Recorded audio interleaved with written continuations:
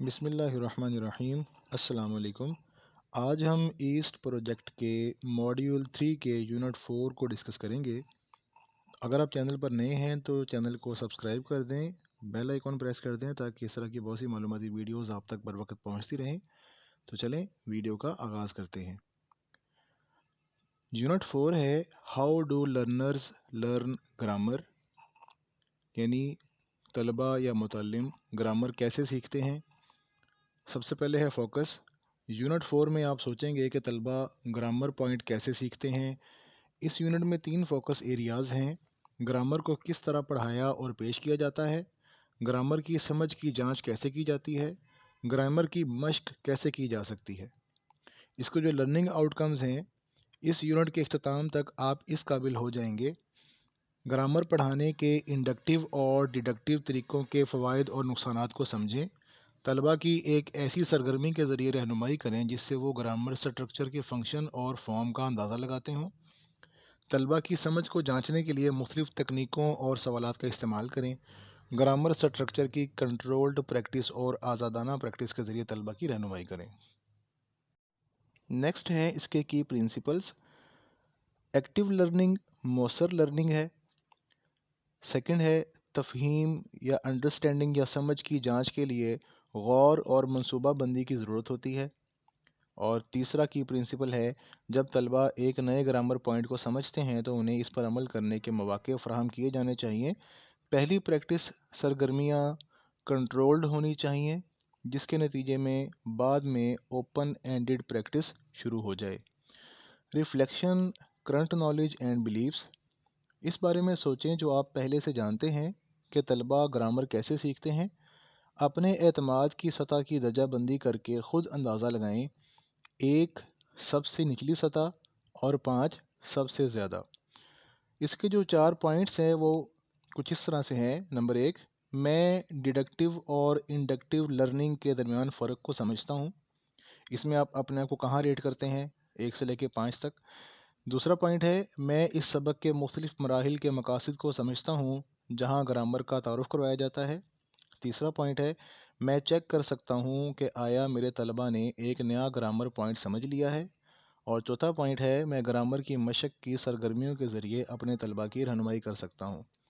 اس unit کے اختتام پر آپ یہ دیکھنے کے لیے خود تشخیصی سرگرمی کو دہرا سکتے ہیں کہ آیا آپ کے اعتماد کی سطح بدل گئی ہے یا نہیں۔ نیکسٹ ہے how was grammar taught to you, آپ کو گرامر کیسے سکھائی گئی۔ سوچیں آپ کا تجربہ کیا ہے۔ پاکستانی اسکولوں میں عام طور پر گرامر کو کیسے پڑھایا جاتا ہے؟ جب آپ اسکول میں تھے تو آپ نے گرامر کو کیسے سیکھا؟ کیا آپ نے کبھی گرامر سکھانے کے لیے ڈیڈکٹیو اور انڈکٹیو طریقوں کو آزمایا ہے؟ دیکھیں ڈیڈکٹیو اور انڈکٹیو ٹیچنگ، یہ ویڈیو ہے۔ اس ویڈیو میں ٹیچر بریرہ ہیں جو انڈکٹیو اور ڈیڈکٹیو تعلیم کے درمیان فرق کی وضاحت کرتی ہیں۔ انہیں سنیں اور اس کے بعد ذیل کی سرگرمی میں سوالات کے جوابات دیں۔ اس کے نیچے ملٹیپل چوائس ہے اور اس سے نیچے والا جو پیرا ہے وہ ہے پڑھیں ڈیڈکٹیو اور انڈکٹیو ٹیچنگ۔ ڈیڈکٹیو اپروچ کا استعمال کرتے ہوئے استاد طلبہ کو اصول بتاتا ہے، پھر مثالیں اور گرامر پوائنٹ کی مشق کرتا ہے، جبکہ انڈکٹیو اپروچ کا استعمال کرتے ہوئے استاد پہلے مثالیں دیتا ہے اور پھر طلبہ کی رہنمائی کرتا ہے کہ وہ اپنے لیے اصول وضع کریں۔ اگرچہ ڈیڈکٹیو اپروچ زیادہ تیز اور زیادہ سٹریٹ فارورڈ ہو سکتی ہے، انڈکٹیو اپروچ زیادہ لرنر سینٹرڈ ہے اور طلبہ کے فطری تجسس اور مسئلہ حل کرنے کی مہارتوں کا استعمال کرتی ہے۔ نیکسٹ ہے teacher talk, what's the method, استاد کی گفتگو، طریقہ کیا ہے۔ ذیل کی سرگرمی میں ٹیچر ٹاک کی 4 مثالیں دیکھیں۔ کیا ہر ٹیچر ڈیڈکٹیو یا انڈکٹیو طریقہ استعمال کر رہا ہے؟ ڈیڈکٹیو ٹیچنگ کیا ہے؟ گرامر سکھانے کا ایک طریقہ جہاں استاد طلبہ کو اصول بتاتا ہے، اور انڈکٹیو ٹیچنگ گرامر سکھانے کا ایک طریقہ جہاں طلبہ کو مثالیں دی جاتی ہیں اور اپنے لیے اصول وضع کرنے کو کہا جاتا ہے۔ یہ وہ ایکٹیویٹیز ہیں جو ہماری ٹیکسٹ بک سے ریلیٹڈ ہیں۔ Grade 5 unit 4، grade 5 unit 6، grade 5 unit 8 اور 3 ایکٹیویٹیز کے بعد نیچے فیڈ بیک ہے۔ اس میں جو میں خلاصہ آپ کے سامنے پیش کر دیتا ہوں۔ سٹارٹ ہوتا ہے، مواد پر غور کریں، ذیل میں پی ڈی ایف میں نصابی کتابوں سے 3 مثالیں دیکھیں، کیا وہ ڈیڈکٹیو یا انڈکٹیو طریقہ کے استعمال کے لیے بنائی گئی ہیں؟ انفلیکشنل اینڈنگ کیا ہے جی؟ ایک حرف یا حروف کا ایک گروپ ہے جو کسی لفظ کے آخر میں اس کی شکل کو تبدیل کرنے کے لیے شامل کیا جاتا ہے۔ اب آگے پرسنل پروناؤن یا ذاتی ضمیر ہے، ایک ایسا ضمیر جو اسی جملے کے سبجیکٹ کی طرف اشارہ کرتا ہے، یہ سیلف یا سیلز پر ختم ہوتا ہے۔ اور سب سے نیچے فیڈ بیک ہے۔ یونٹ 4 میں گریڈ 5 کی کتاب طلبہ سے پوزیشنوں اور سمتوں کے استعمال کو نوٹس کرنے کو کہتی ہے، اس لیے یہ انڈکٹیو ہے۔ تصویر ایک بڑی مدد ہے کیونکہ یہ طلبہ کو معنی سمجھنے میں مدد کرتے ہوئے جملے کو سیاق و سباق فراہم کرتی ہے۔ دوسرا پوائنٹ ہے، یونٹ 6 کی یہ مثال بھی انڈکٹیو ہے۔ طلبہ کے یہ دیکھنے کے بعد کہ انفلیکشنل اینڈنگز کو کس طرح استعمال کیا جاتا ہے، ان سے کہا جاتا ہے کہ وہ اپنی مثالیں خود بنائیں۔ اور تیسرا فیڈ بیک ہے، یونٹ 8 کی یہ مثال کم واضح ہے۔ ہدایت طلبہ سے کہتی ہے کہ وہ ذاتی ضمیروں کے استعمال پر توجہ دیں، لیکن ریڈ می باکس انہیں اصول دیتا ہے۔ ہمیشہ یاد رکھیں کہ بطور استاد یہ آپ پر ہے کہ آپ مواد کو کس طرح استعمال کرتے ہیں، لہذا آپ طلبہ سے کتاب کو کھولنے اور اپنے ہاتھ سے ریڈ می باکس کو ڈھانپنے کے لیے کہہ سکتے ہیں، پھر انہیں کچھ وقت دیں کہ وہ اپنے لیے اصول دیکھیں۔ نیکسٹ ہے ڈسکشن فورم ٹاسک۔ کیا آپ اپنی تعلیم میں انڈکٹیو طریقہ کے کسی پہلو کو استعمال کرتے ہیں؟ آپ کیا کرتے ہیں؟ آپ ایسا کیوں کرتے ہیں؟ طلبہ کے لیے کیا فائدہ ہے؟ ڈسکشن فورم ٹاسک 1 انڈکٹیو طریقہ میں ایک پوسٹ لکھیں۔ اگر آپ انڈکٹیو طریقہ بالکل استعمال نہیں کرتے تو لکھیں کہ آپ اسے کیسے استعمال کرنا چاہیں گے۔ فورم پر تازہ ترین تبصرہ پڑھیں اور استاد کو جواب دیں کہ آیا ان کا طریقہ آپ کے جیسا ہے یا نہیں۔ نیچے ہے جی کنسیڈر دا مٹیریلز، مواد پر غور کریں۔ ذیل میں پی ڈی ایف میں گریڈ 5 یونٹ 13 کی نصابی کتاب کے ان مٹیریلز کو دیکھیں۔ طلبہ سمپل پاسٹ ٹینس اور پاسٹ کنٹینیوس ٹینس کی مثالوں پر مشتمل ایک متن پڑھتے ہیں۔ سیکھنے کا مقصد یہ ہے کہ وہ ہر ٹینس کو مناسب طریقے سے لاگو کرنے کے قابل ہوں۔ سبق کے ہر مرحلے کا مقصد کیا ہے؟ ہر جملہ مکمل کرنے کے لیے صحیح آپشن کا انتخاب کریں۔ نیکسٹ دیکھیں جی، اڈاپٹ دا ایکٹیویٹی، سرگرمی اپنائیں۔ ذیل میں پی ڈی ایف میں نیشنل کریکولم گریڈ 3 کی کتاب یونٹ 8 سے اس سرگرمی کو دیکھیں۔ یہ پوزیسو پروناؤنز کے تصور کو ڈیڈکٹیو انداز میں پیش کرتی ہے۔ آپ اس تصور کو انڈکٹیو طریقہ استعمال کرتے ہوئے مختلف طریقے سے کیسے پیش کر سکتے ہیں؟ ایک پیراگراف لکھیں یہ وضاحت کرتے ہوئے کہ آپ کیا کریں گے اور اسے ڈسکشن فورم ٹاسک 2 میں انڈکٹیو ٹیچنگ آئیڈیاز میں شیئر کریں۔ اپنے ساتھیوں کے مشورے پڑھیں، ایک کا انتخاب کریں جو آپ کو سب سے بہتر لگتا ہے اور اس کے کمنٹ کا جواب دیں، یہ بتاتے ہوئے کہ آپ کو یہ کیوں پسند ہے۔ نیچے اس ایکٹیویٹی کا ریڈ می باکس ہے، اس میں پوزیسو پروناؤن کے بارے میں لکھا ہوا ہے کہ ایک ضمیر ہے جو ظاہر کرتا ہے کہ کون کس چیز کا مالک ہے یا کیا کس کی ملکیت ہے، جیسے کہ پینسلیں میری ہیں، یہ آپ کے ہیں۔ تو پوزیسو پروناؤنز میں hers, mine, ours, theirs and yours اس کی مثالیں ہیں۔ نیکسٹ، امیجن یور کلاس، اپنی کلاس کا تصور کریں۔ گرامر پوائنٹ کی وضاحت کرتے ہوئے اپنی کلاس روم میں بورڈ پر کھڑے ہونے کی تصویر بنائیں۔ اگر آپ کلاس سے پوچھیں ڈو یو انڈرسٹینڈ تو کیا ہوگا؟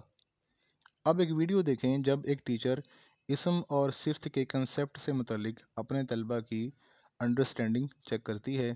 کیا ٹیچر ناؤن اور ایڈجیکٹو طلبہ سے اخذ کرواتی ہے؟ وہ طلبہ سے اپنے سوالات کے کیا جوابات دینے کی توقع رکھتی ہے؟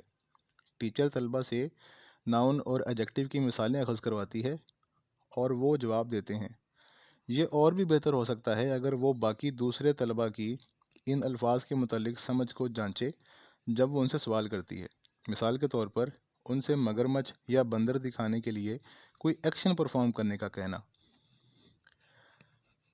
ٹیچر طلبہ کی سمجھ کو جانچنے کے لیے سوالات پوچھتی ہے۔ لیکن طلبہ سے توقع کی جاتی ہے کہ وہ تقریباً تمام چیکنگ سوالات کا جواب ہاں میں دیں گے۔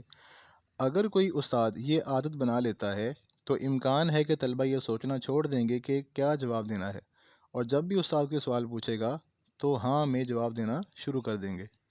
آخری سوال ذرا ہٹکے ہے، جہاں وہ طلبہ سے جملے کے اسم تلاش کرنے کو کہتی ہے۔ طلبہ اس سوال کا جواب نہیں دے سکتے جب تک کہ وہ واقعی اسم کو سمجھ نہ لیں۔ ایک ٹیچر کی ایک اور ویڈیو دیکھیں جو اسم کے بارے میں طلبہ کی سمجھ کی جانچ کر رہی ہے۔ وہ طلبہ سے کہتی ہے کہ وہ اسے لفظ اسم کی تعریف بتائیں، پھر وہ ان سے اسم کی مثالیں دینے کو کہتی ہے۔ اس لیول پر طلبہ کے لیے تفہیم کی جانچ کرنے کا ایک بہتر طریقہ کون سا ہے؟ ایک لڑکی اسم کی تعریف کرتی ہے، لیکن ایسا لگتا ہے جیسے اس نے دل سے سیکھا ہو اور شاید سمجھ نہ سکی ہو۔ لیکن جب ٹیچر مثالیں پوچھتی ہے تو زیادہ تر طلبہ یہ دینے کے قابل ہوتے ہیں۔ کسی لفظ کی تعریف اکثر لینگویج کو لفظ سے زیادہ اعلیٰ سطح پر استعمال کرتی ہے، یا ایک لفظ کی تعریف اکثر اس لفظ سے زیادہ مشکل الفاظ کا استعمال کرتی ہے۔ مثال کے طور پر ویکیپیڈیا درخت کی تعریف یوں کرتا ہے: ایک دائمی یا سدا بہار پودا جس میں ایک لمبا باریک تنا یا موٹا تنا موجود ہوتا ہے جو عموماً شاخوں اور پتوں کو سہارا دیتا ہے۔ جیسا کہ آپ دیکھ سکتے ہیں اس تعریف میں کئی الفاظ ہیں جو خود لفظ درخت سے بھی زیادہ مشکل ہیں۔ طلبہ سے تعریفیں حفظ کرنے کے لیے کہنا ان کی سمجھ کو جانچنے کا اچھا طریقہ نہیں ہے۔ آئیے کچھ اور کنسٹرکٹیو طریقے دیکھتے ہیں۔ مریم was eating when the door bell رینگ۔ مریم کھانا کھا رہی تھی کہ دروازے کی گھنٹی بجی۔ اس جملے میں سبق سے دو زمانوں کا استعمال کیا گیا ہے: سمپل پاسٹ ٹینس اور پاسٹ کنٹینیوس ٹینس۔ آپ فہم جاننے کے لیے کلاس سے کیا پوچھ سکتے ہیں؟ اب سی سی کیوز یعنی کنسیپٹ چیکنگ کوسچنز کی کچھ مثالیں پڑھیں جو آپ یہ جانچنے کے لیے پوچھ سکتے ہیں کہ آیا آپ کے طلبہ سمجھ گئے ہیں۔ اس بارے میں سوچیں کہ طلبہ سے کیا جواب دینے کی توقع کی جانی چاہیے۔ Maryam was eating when the door bell rang, اس میں بہت سی چیزیں ہیں۔ Is eating a long action or a short action? یہ لانگ ایکشن ہے۔ از رینگ اے لانگ اور اے شارٹ ایکشن؟ یہ شارٹ ہے۔ Did the door bell ring before Maryam started eating? No. Did the door bell ring before Maryam finished eating? Yes. Was there food on Maryam's plate when the door bell رینگ؟ یس۔ تو بہت سے سوالات اس میں پوچھے جا سکتے ہیں۔ نوٹ کریں کہ سوالات کلوزڈ کوسچن ہیں، یعنی صرف ہاں اور نہ کے جوابات۔ اگر آپ افہام و تفہیم کو جانچنے کے لیے اوپن اینڈڈ کوسچن پوچھتے ہیں اور کوئی طالب علم جواب دینے کے قابل نہیں ہوتا ہے تو اس کا مطلب یہ نہیں ہے کہ وہ سمجھ نہیں پائے۔ اس بات کا امکان ہے کہ ان کی بولنے کی مہارت اتنی مضبوط نہیں ہے کہ وہ بات چیت کر سکیں یا اپنی فہم کی وضاحت کر سکیں۔ اب کلوز کوسچن کیا ہوتا ہے؟ سوالات جو جوابات کے محدود سیٹ کا اشارہ دیتے ہیں، جیسے ہاں یا نہیں۔ اور اوپن اینڈڈ کوسچن سوالات جو جوابات کی ایک وسیع رینج کا اشارہ دے سکتے ہیں۔ نیکسٹ ہیڈنگ ہے ٹائم لائنز۔ کچھ حالات میں، خاص طور پر ٹینسز کے بارے میں پڑھاتے وقت، یہ بتانے کے لیے ٹائم لائن تیار کرنا مفید ہو سکتا ہے کہ مخصوص کارروائیاں کب ہوئیں۔ یہاں اس جملے کے لیے ٹائم لائن کی مثال دیکھیں: جب دروازے کی گھنٹی بجی تو مریم کھانا کھا رہی تھی۔ اس میں دو ایکشنز ہو رہے ہیں، دروازے کی گھنٹی بجی اور مریم کھانا کھا رہی ہے، تو ان دونوں کے درمیان ٹائم لائن ڈیفائن کی جائے گی۔ ایک بار جب آپ کے طلبہ ٹائم لائنز کے تصور سے واقف ہو جائیں گے تو آپ ٹائم لائنز کو ڈرا یا لیبل کرنے کے لیے طلبہ کو انفرادی طور پر بورڈ تک بلا سکتے ہیں۔ نیکسٹ ہے سبسٹیٹیوشنز، متبادلات۔ یہ چیک کرنے کے لیے کہ آپ کے طلبہ گرامر پوائنٹ کی شکل یا فارم کو سمجھتے ہیں، آپ صحیح جملے میں دوسرے متبادل الفاظ لگانے کی کوشش کر سکتے ہیں اور پوچھ سکتے ہیں کہ آیا جملے درست ہیں یا نہیں۔ جیسا کہ آپ الفاظ کو مٹاتے ہیں اور دوسرے الفاظ کو ان کی جگہ استعمال کرتے ہیں تو کلاس کو صرف یہ جواب دینے کی ضرورت ہوتی ہے کہ جملہ درست ہے یا نہیں۔ تو سبسٹیٹیوٹ ورب ہوتا کیا ہے؟ Substitute verb to exchange one thing for another, یعنی ایک چیز کو دوسری چیز سے بدل دینا۔ انگریزی پڑھانے کے معاملے میں عام طور پر ایک لفظ یا ایکسپریشن دوسرے لفظ کے لیے استعمال کرنا۔ نیکسٹ ہماری ہیڈنگ ہے کلاس روم ٹاسک۔ اس میں سب سے پہلا پوائنٹ ہے پلان۔ آنے والے سبق سے گرامر پوائنٹ کا انتخاب کریں۔ منصوبہ بنائیں کہ آپ اپنے طلبہ کی سمجھ کو جانچنے کے لیے کون سے CCQs کانسیپٹ چیکنگ کوسچنز استعمال کریں گے۔ کیا آپ معنی کو واضح کرنے کے لیے ٹائم لائن یا خاکہ یا ڈایاگرام کی دوسری شکل یا فارم استعمال کر سکتے ہیں۔ دوسری ہیڈنگ ہے ٹیچ، پڑھانا۔ طلبہ کی سمجھ کو جانچتے ہوئے سبق پڑھائیں جیسا کہ آپ نے منصوبہ بنایا ہے۔ اس بات پر توجہ دیں کہ آپ کے طلبہ زبان کی پریزنٹیشن کے بعد پریکٹس کی مشقیں کتنی کامیابی سے مکمل کرتے ہیں۔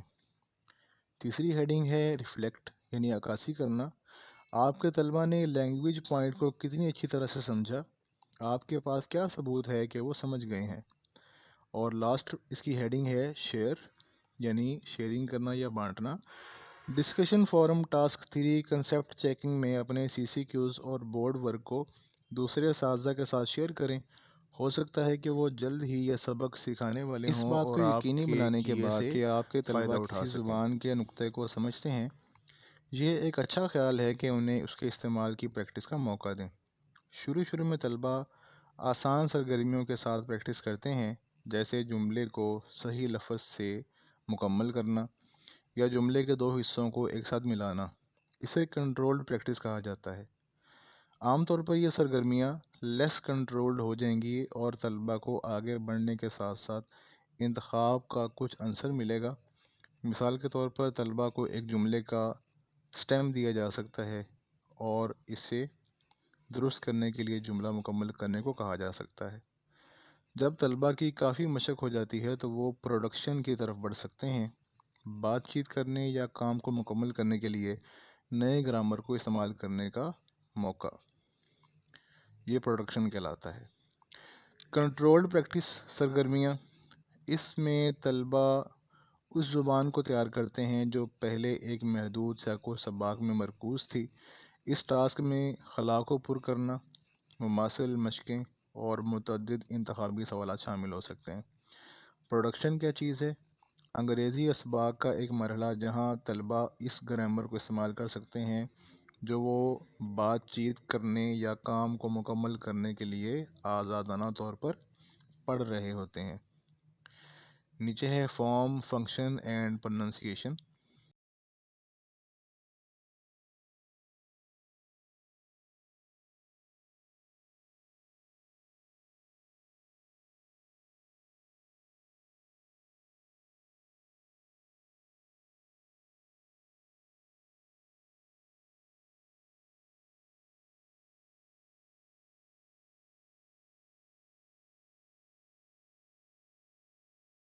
مندرجہ ذیل مشق کی سرگرمیوں کو دیکھیں۔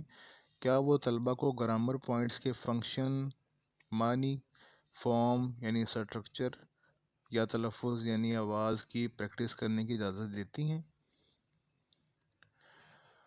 نیکسٹ گریڈ 5 کی کتاب یونٹ 11 سے یہ اسٹرکچر کی پریکٹس کرنے کی صرف ایک مشق ہے۔ طلبہ اس سرگرمی کو یہ سوچے بغیر کر سکتے ہیں کہ جملوں کا کیا مطلب ہے یا ان کی آواز کیسی ہے۔ گریڈ 3 کی کتاب یونٹ 9 سے یہ زیادہ تر صرف اسٹرکچر کی پریکٹس ہے، لیکن طلبہ کو ٹو بی کی پاسٹ یا پریزنٹ فارم کا انتخاب کرنے کے لیے جملوں میں وقت کے حوالہ جات پر توجہ دینا ہوگی۔ یاد رکھیں کہ اسٹرکچر کے علاوہ گرامر پوائنٹ کے مختلف پہلو ہوتے ہیں۔ نصابی کتب میں عام طور پر طلبہ کے لیے ساخت کی مشق کرنے کے لیے اچھی سرگرمیاں ہوں گی، لیکن یہ اکثر فنکشن اور تلفظ کی پریکٹس کو نظر انداز کر دیتی ہیں۔ Discussion forum task, language lesson کی تشکیل کا ایک طریقہ اسے پریزنٹیشن، پریکٹس اور پروڈکشن میں تقسیم کرنا ہے۔ پریزنٹیشن سٹیج میں زبان کو سیاق و سباق میں پڑھنے کے متن یا سننے کے ٹریک کے ذریعے پیش کیا جاتا ہے۔ اس کے بعد استاد طلبہ کی سمجھ کو جانچنے کے لیے بورڈ ورک اور مثالوں کا استعمال کرتا ہے۔ پریکٹس سٹیج کے دوران طلبہ نئے گرامر سٹرکچر کو محدود مشقوں میں لاگو کرتے ہیں، اور پروڈکشن سٹیج میں طلبہ کسی کام کو مکمل کرنے یا بات چیت کرنے کے لیے نئے گرامر پوائنٹ کا استعمال کرتے ہیں۔ آپ کتنی دیر تک زبان کے اسباق پڑھاتے ہیں؟ آپ پریزنٹیشن، پریکٹس اور پروڈکشن پر کتنا وقت صرف کرتے ہیں؟ آپ کے خیال میں کون سا مرحلہ سب سے اہم ہے اور کیوں؟ ان سوالات کے جوابات ڈسکشن فورم ٹاسک 4 میں شیئر کریں، دوسرے اساتذہ کے تبصرے پڑھیں اور ایک تبصرے کا جواب دیں جس میں بحث کی جائے کہ کون سا مرحلہ سب سے اہم ہے۔ ایسی صورتحال جس میں مخصوص قسم کے الفاظ اور گرامر عام طور پر استعمال ہوتے ہیں۔ گرامر اور الفاظ کو ساق و سباق میں پڑھنا طلباء کو معنی سمجھنے میں مدد دیتا ہے۔ یہ ڈیفینیشن ہے کانٹیکسٹ کی۔ نیکسٹ یہ ایکٹیویٹیز ہیں جن کا ہم پیچھے ذکر کر کے آئے ہیں، اور اس کے بعد ہمارا ریفلیکشن اینڈ ایکشن پوائنٹ والا ہیڈنگ ہے۔ تو عکاسی اور ایکشن پوائنٹ، اور اس کا خلاصہ کیا ہے کہ اس یونٹ میں آپ نے کیا سیکھا ہے۔ اس یونٹ میں آپ نے ڈیڈکٹیو اور انڈکٹیو لرننگ کے درمیان فرق کو دیکھا، غور کیا کہ کس طرح ایک نیا گرامر پوائنٹ متعارف کروایا جاتا ہے، اپنے طلباء کی گرامر کی سمجھ کو جانچنے کی ٹیکنیکوں کے بارے میں سیکھا، گرامر کی پریکٹس کی سرگرمیوں کی مختلف اقسام پر غور کیا، اور جو سوالات ہیں اس چارٹ کو دوبارہ دیکھیں۔ اب آپ اپنے اعتماد کی سطح کو کہاں درجہ دیں گے؟ یاد رکھیں کہ 1 اعتماد کی کم ترین سطح ہے اور 5 اعلیٰ ترین سطح ہے۔ یہ وہی چارٹ ہے جو ہم نے سٹارٹنگ میں بھی کیا تھا، اس کے 4 پوائنٹ میں نے آپ کے سامنے ڈسکس کیے تھے۔ اب آپ دیکھ لیں کہ آپ کہاں پر خود کو گریڈ کرتے ہیں۔ ہم ایکٹیویٹیز پرفارم نہیں کرتے، کیونکہ ایکٹیویٹیز آپ نے پرفارم کرنی ہوتی ہیں اور گریڈز لینے ہوتے ہیں۔ ان گریڈز والی ایکٹیویٹیز کے علاوہ جو اس میں فیڈ بیک یا جو بھی ایکٹیویٹیز تھیں وہ میں نے ساتھ ساتھ آپ کے لیے اسی پیج پہ اٹیچ کر دی ہیں، وہ آپ دیکھ لیجئے گا۔ تو امید ہے کہ ہمیں اس سے فائدہ ہی ہوگا، اور اس کے بعد ہم ان ایکٹیویٹیز کو خود سے پرفارم کرنے کے قابل ہو جائیں گے۔ تو ملتے ہیں کسی اور نئی معلوماتی ویڈیو کے ساتھ، تب تک کے لیے اپنا خیال رکھیے گا۔ فی امان اللہ۔